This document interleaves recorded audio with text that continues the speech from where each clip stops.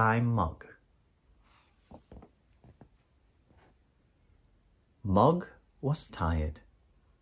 She was dead tired. Her head was dead tired. Her paws were dead tired. Even her tail was dead tired.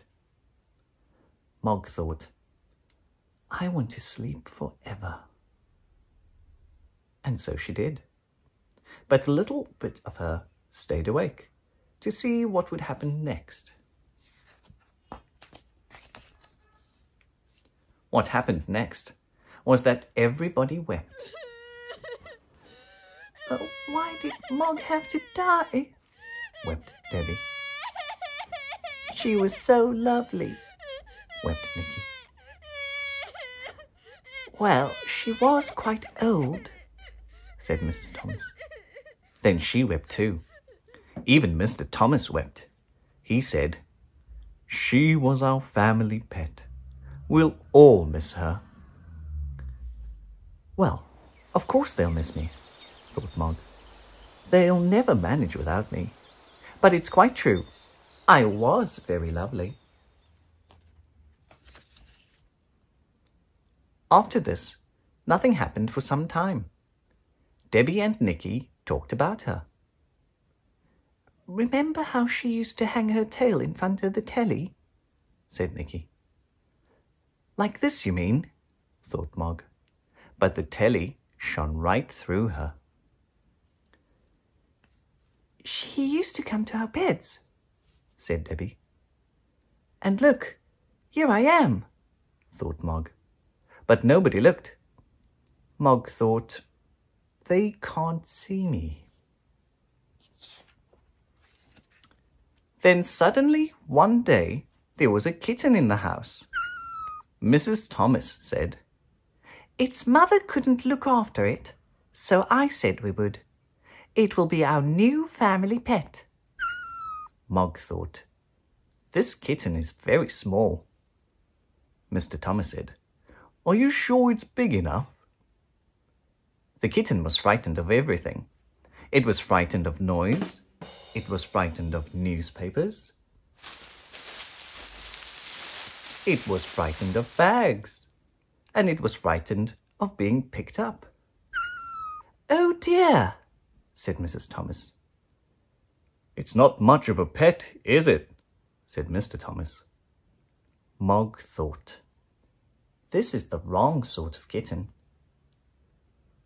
Just give it some peace, said Mrs. Thomas. And play something quiet while I go to the shops.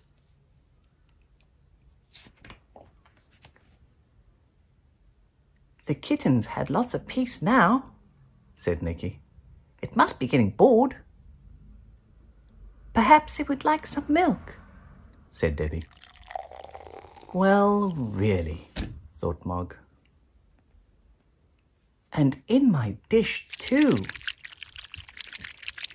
Look, shouted Nicky. Look where the kitten is. It was a noisy shout. The kitten was frightened of noise. And newspapers and bags. Where's it got to? Shouted Mr. Thomas. It's getting out, shouted Mrs. Thomas. Catch it quick, shouted Nicky. Mog thought, this kitten is very stupid. The kitten was not in the garden.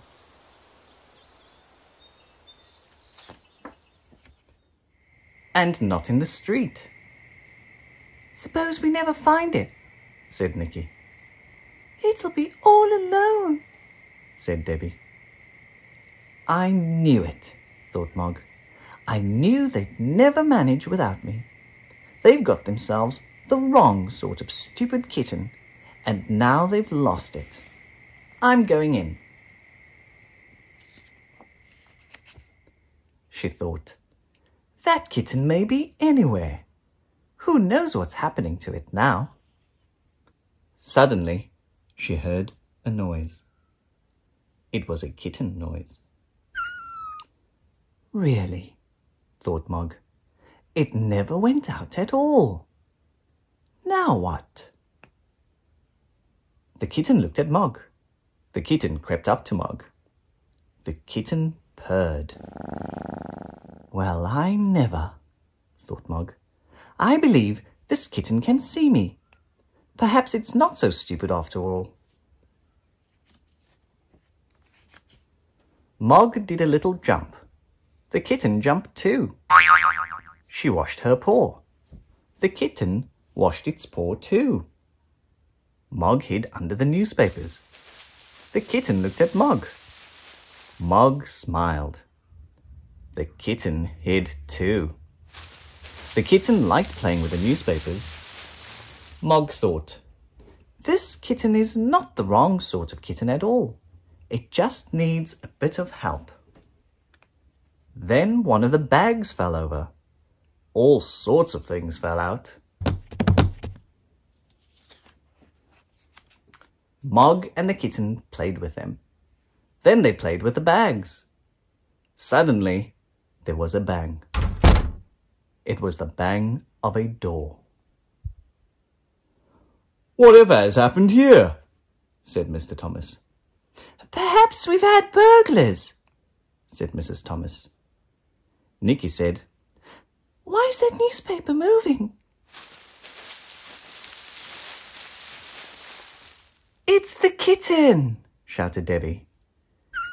"Don't touch it," shouted Mrs. Thomas. "It'll scratch you," shouted Mr. Thomas. "Perhaps it won't this time," said Debbie. "Come on, kitty." The kitten looked at her. It didn't move.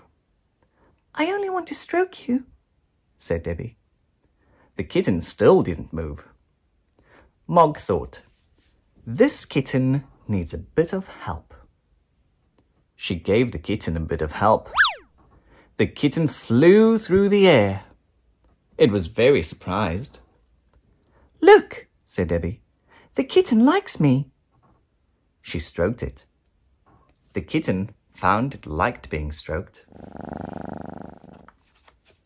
And it liked being tickled. And it loved to play. "I knew it," thought Mog. "I knew this kitten only needed a bit of help." "It's made quite a rumpus," said Mrs. Thomas. "That could be its name," said Nicky. "We could call it Rumpus." "Come on then, Rumpus," said Mrs. Thomas. "Let's get you something nice to eat." "Well, we've really got our new family pet at last," said Mr. Thomas. Debbie said, "But I'll always remember Mog."